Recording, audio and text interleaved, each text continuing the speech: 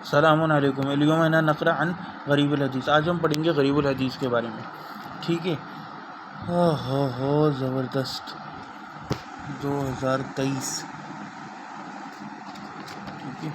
غریب الحدیث کے بارے میں ہم پڑھیں گے، یعنی کہ غریب الحدیث اس سے کیا مراد ہے؟ ہوا لفظ غامض یقع، یہ ایک گہرا لفظ ہوتا ہے۔ غامض کا مطلب ہوتا ہے گہرا، جو آ جاتا ہے فی متن الحدیث، حدیث کے متن میں، یبعد عنہ الفہم، جس سے مشکل ہو جس کا فہم حاصل کرنا، یحتاج الی تفسیر، اور یہ تفسیر کی طرف ہمیں محتاج کرتے ہو۔ اشہر حدیث یمکن ان یضرب مثلا لہ حدیث ام زرع، اور اس میں کہتے ہیں سب سے مشہور حدیث جو ہے جو ہم مثال کے طور پر دے سکتے ہیں، حدیث ام زرعن ہے۔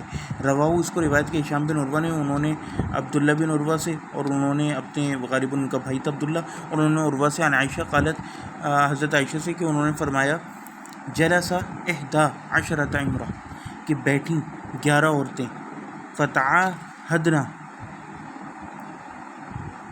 اور انہوں نے عہد کیا، وتعاقدنا، اور پکا کیا عہد کو، اللہ یکتمنا من اخبار ازواجہن شیئا، کہ وہ کچھ نہیں چھپائیں گے اپنے مردوں کی باتوں میں سے، فی حدیث طویل وفی، اور پھر وہ حدیث لمبی آتی۔ قالت ثالثہ، تیسری نے کہا، زوجیہ الاشنق ای طویل، یعنی میرا زوج جو ہے، میرا جو شوہر ہے وہ اشنق ہے۔ اب اشنق سے کیا مراد ہے؟ تو جب ہمیں، کیونکہ ایک مشکل لفظ جو عام طور پہ عرب استعمال نہیں کرتے تھے، تو پتہ چلا کہ طویل ہائٹ کے لیے وہ لفظ استعمال کر لیے، تو ای طویل۔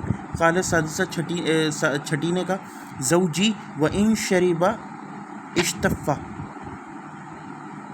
یعنی کہ جب میرا شوہر پیتا ہے تو اشتف ہو جاتا ہے، ای استقصا ما فی الاناء، یعنی کہ جب وہ پینا شروع کرتا ہے یا گھر کا کھانا کھانا شروع کرتا ہے تو خالی کر کے چھوڑتا ہے۔ اب کچھ نہیں کہہ سکتے، یہ استعارتاً بھی نہ وہ کسی اور چیز کے لیے استعمال کر رہی ہوں۔ قالت الحادی عشرہ، پھر 11ویں نے کہا، زوجی ابو ذر، کہ میرا زوج جو ہے وہ ابو ذر ہے، رکیب شریعن، وہ چڑھتا ہے شریع، الشریع کی طرح، والفرس الفائق الذی لا یغلب، یہ وہ گھوڑا ہے جس کو مغلوب نہ کیا جا سکے، یعنی ایسے پر ضدی گھوڑے پر سوار ہوتے ہیں، یعنی بہت سخت ہے، کسی کو بھی کنٹرول میں لے لیتا ہے اپنے۔ وفی حدیث عبایہ، اور اسی طرح عبایہ بن رافع کی حدیث میں جو انہوں نے اپنے جد دادا سے بیان کری، رافع بن خدیج سے، قال کنا مع النبی، وہ کہتے ہیں کہ ہم نبی کریم صلی اللہ علیہ وسلم کے ساتھ تھے، فقال رسول اللہ صلی اللہ علیہ وآلہ، پھر رسول اللہ صلی اللہ علیہ وسلم فرمائے، ان لہذه البہائم عوابدہ، کا عوابد الوحش، کہ ان جو بہائم، یہ جو جانور ہیں، بہیمۃ الانعام، عام کھیتی باڑی کے، ان کے اندر بھی عوابد ہوتی ہے، وحشی جانوروں کی عوابد۔ اب عوابد کیا ہے؟ تو ہمیں پتہ چلا ڈرانے والی، وحشت یا نفرت والی، دلانے والی چیز۔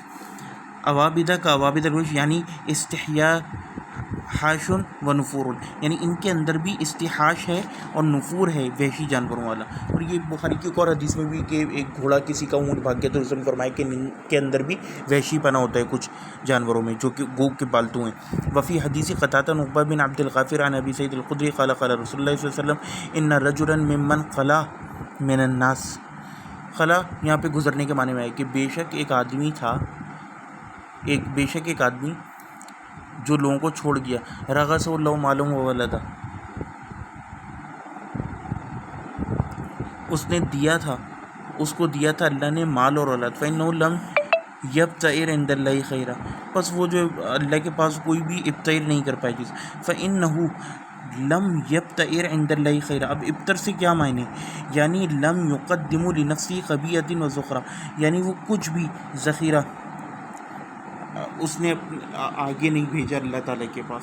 تو یہ کبھی کبھار ان کو غریب الحدیث یا مشکل الالفاظ بھی کہتے ہیں، کہ یعنی کہ ایسے الفاظ جو غریب عربی میں کہتے ہیں اسٹرینج کو، عجیب کو، تو جو بہت نادر کبھی کبھار استعمال ہو نا الفاظ ان کے لیے، یہ بھی پورا علم ہے، ٹھیک ہے۔ السلام علیکم ورحمۃ اللہ۔